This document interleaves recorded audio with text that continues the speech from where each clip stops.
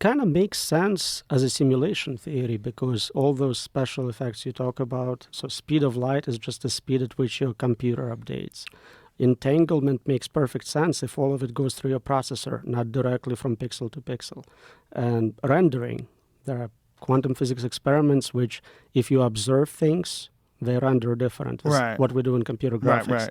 So we see a lot of that. You brought up limitations of us as humans. We have terrible memory. I can remember 7 units of information maybe.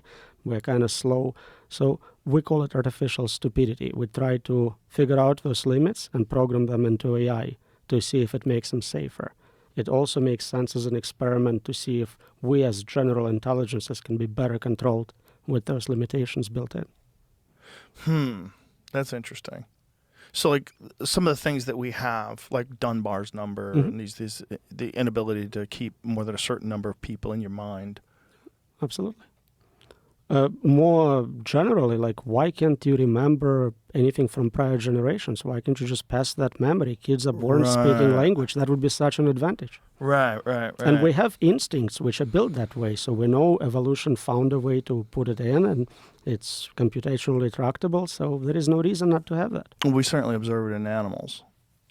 Right. Exactly. Like especially dogs. Like they have instincts that are... But how cool would it be if you had complete Language. memory of your parents?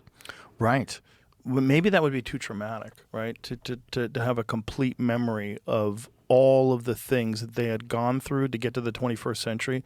Maybe that would be so overwhelming to you that you would never be able to progress because you would still be traumatized by, whatever that 9,000-year-old man went through. I don't have complete memory of my existence. I vividly remember maybe 4% of my existence, very little of my childhood, so you can apply same filtering, but remember useful things like how do you speak, how do you walk. Right. But that's the point maybe. Maybe like losing certain memories is actually beneficial because like one of the biggest problems that we have is PTSD, right?